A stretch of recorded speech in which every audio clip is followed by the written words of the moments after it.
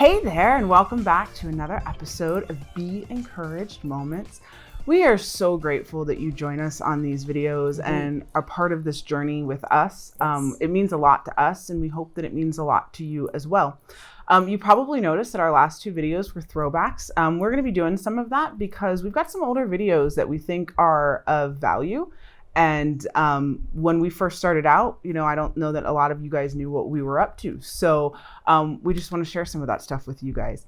But that doesn't mean we're not here and that we're not still creating new videos for you guys. So today we are going to be talking about dancing, both metaphorically and also in reality, actual dancing. It's also going to be story time because I want to read a book to you guys. As you guys well know, I've said this on numerous videos. Children's books are amazing. They're amazing for your children, but they're amazing for adults too, because they take complex issues and they break them down in such a way. And I don't know that the authors always intend that necessarily, but as an adult, you can see through the situations and you can pull stuff out of that. And I think this particular topic, talking about dancing, also ties into music, which you'll understand once I read the book. And I think music is the same way. I think that you can pull things that are relevant to you and to your life out of books and out of music, and especially children's books, because they're so sweet and the pictures are just fantastic. So today I'm going to be reading a book. I think also, I think our YouTube is here to support moms. And so when I have a really great book that I love for my daughter, I want to share it with y'all. So this book is called Giraffes Can't Dance by Giles, Andreae, and Parker-Rees. It is an absolutely adorable book. I do recommend it. And I'm literally going to read the whole thing to you because it's a board book. It's really short. Yep. And I think you're going to understand where I'm going with this. So Gerald was a tall giraffe whose neck was long and slim, but his knees were awfully crooked and his legs were rather thin. He was very good at standing still and munching shoots of tree, but when he tried to run around, he'd buckle at the knees. Now, every year in Africa, they hold a jungle dance where every single animal turns up to skip and prance.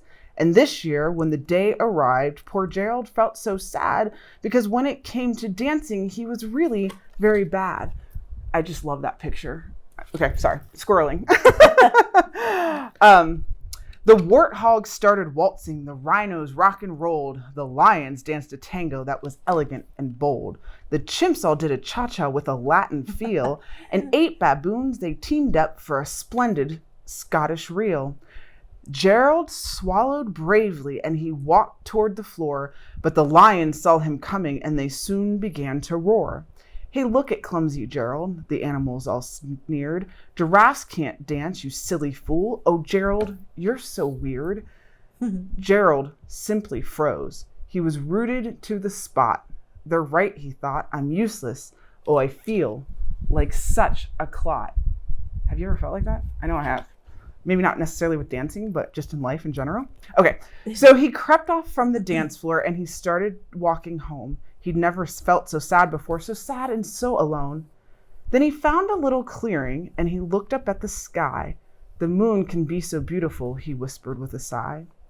Excuse me, coughed a cricket who'd seen Gerald earlier, but sometimes when you're different, you just need a different song.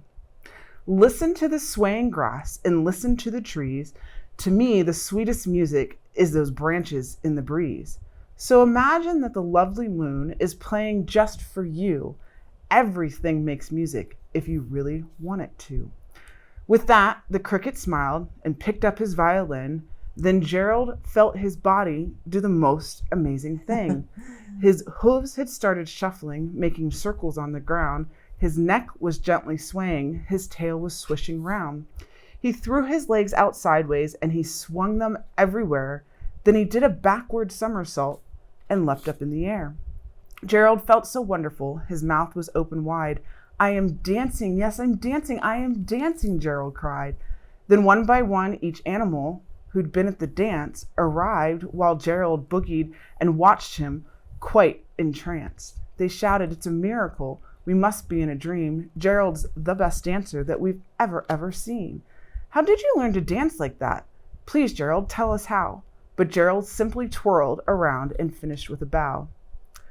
Then he raised his head and looked up at the moon and stars above. We all can dance, he said, when we find music that we love. I know that's simplistic. I know that that's a child's book, but I think that we can all dance. And like I said, metaphorically speaking, dancing is that expression, dancing with your spirit, dancing with your dreams. I mean, there's all kinds of concepts that you could tie to that. It's that idea of not being inhibited by what other people think or allow them to stop you from moving forward in the things that are right for you.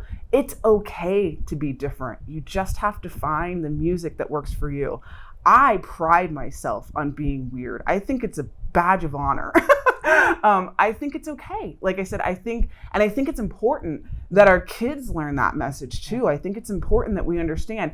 And if we wanted to tie this into biblical sense, it's this idea that God is our music. God is the one that is sitting there supporting us and loves who we are the way that we are. And it is okay to dance and to sing and to be the person that God created us to be. So one more quote for you, and I'm going to leave you guys with this one, and I'm sure you've all heard it. I've probably even brought it up on these before, but you've got to dance like there's nobody watching, love like you'll never be hurt, sing like there's nobody listening, and live like it's heaven on earth. I mean, how cool is that? That's the best.